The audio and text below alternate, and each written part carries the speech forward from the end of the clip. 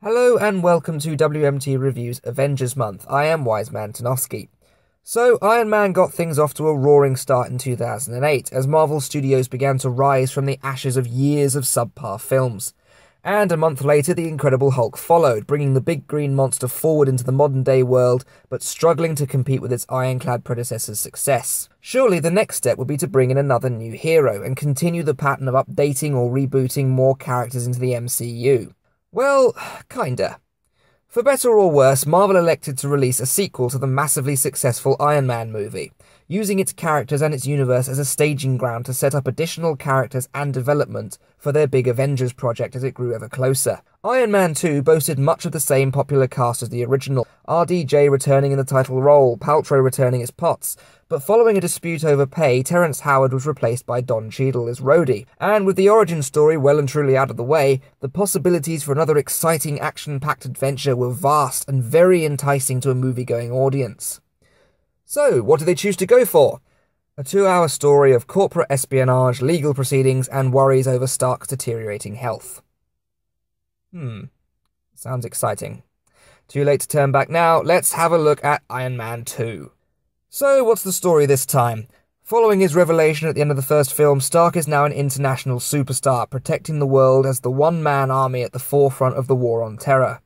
However, the US government continues to harass him with various court proceedings in an attempt to procure the Iron Man designs, with the aid of Stark's business rival Justin Hammer, played by Sam Rockwell.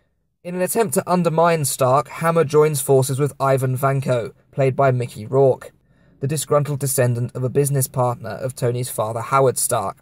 Together they create a series of Iron Man knockoff drones as part of a government military contract, including the liberally armed War Machine, while Vanko perfects his own arc reactor design to become the energized whip-flailing Whiplash, to pursue his own personal vendetta against Stark. Battling with a poison working its way through his system from his arc reactor in his chest, a deterioration into alcoholism, and interference from S.H.I.E.L.D., Stark eventually teams up with Rhodey to outwit and destroy Whiplash, while outing Hammer's corruption in the process.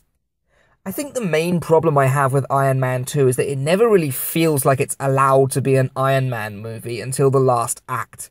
Everything up to that point is more or less there to set up the Avengers movie, what with Nick Fury constantly getting in touch with Stark, Coulson being assigned to him, the introduction of Scarlett Johansson as Black Widow, the whole personality profile subplot, it all seems to get in the way of the main storyline. The advantage of this, of course, is that the main storyline is frightfully dull. Whereas the first Iron Man film was littered with test runs, the design process for the first suit, the first flight, and all that good stuff, the second film fills those spaces with court hearings, point scoring between Hammer and Stark alienating the people close to him in a couple of really quite mean-spirited moments, to the point where you end up waiting for the Avengers setup scenes because it's more interesting.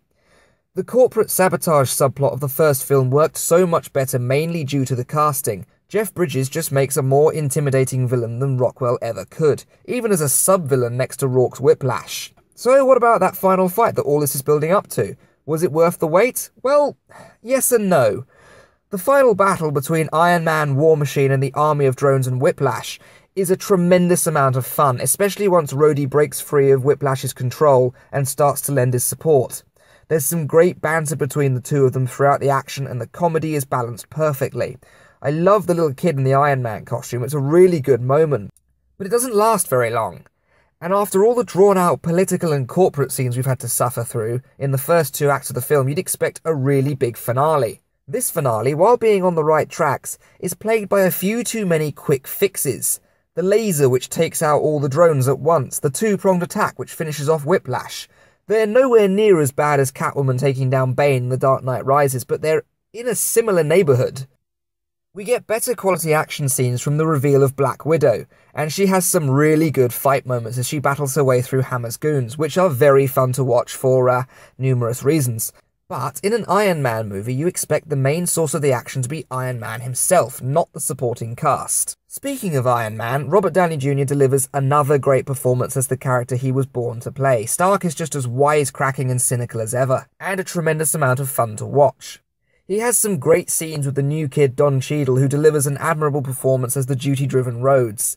while Paltrow does very well to portray the additional pressure and stress that Pepper is under, having had to assume control of the life that Stark has left behind. And the one thing they all respond to very well is Stark's increasingly antisocial behaviour. They do very well as the caring friends being tested over and over by these countless mean-spirited scenes which at some points make his character actually unlikable for a few moments. We also have more screen time of Samuel L. Jackson in the role of Nick Fury, another born-to-play role. Jackson delivers his character with the no-nonsense attitude that fans expect from the head of S.H.I.E.L.D., and Johansson as Black Widow is just as enjoyable to watch. She has a sharp and cold edge to her delivery, and it suits her character perfectly.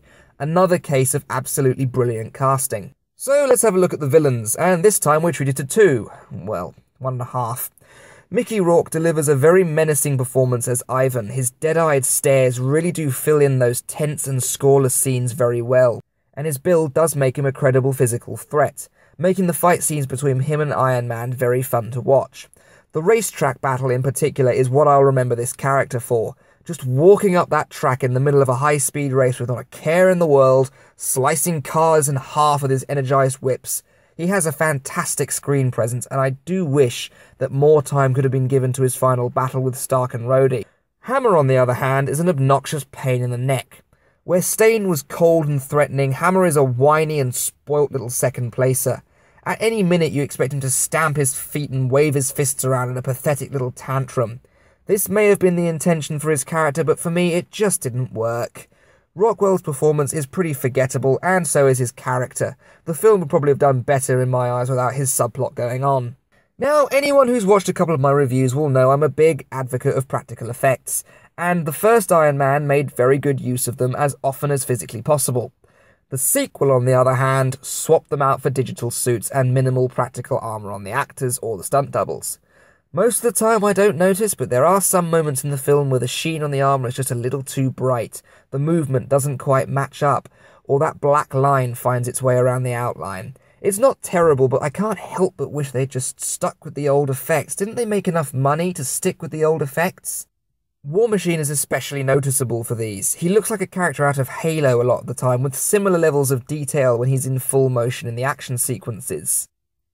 Overall, I don't dislike Iron Man 2. It has some really good moments and some really fun moments. The action sequences, though few and far between, are intense and exactly what you expect from an Iron Man movie. I just wish there weren't so many dull, dragged-out scenes between them. They spend all this time talking about Stark's successes in the War on Terror. Show me that! I don't want to see court scenes, the corporate backstabbings, or almost any scene with Hammer or that pointless parrot subplot. Give me more of what I saw the first time round. It's not a bad film, it's just not as good as other films in the Avengers series. And for that, I'll give it an above-average 6.5 on the Orsometer. As an Iron Man film, it's a bit of a letdown, but as a run-up to the Avengers, it ticks all the right boxes and caps off with some pretty entertaining battle sequences too. So that's a 6.5 on the Orsometer for Iron Man 2. I've been Wiseman Tanofsky, this has been WMT Reviews Avengers Month. Thank you very much for listening.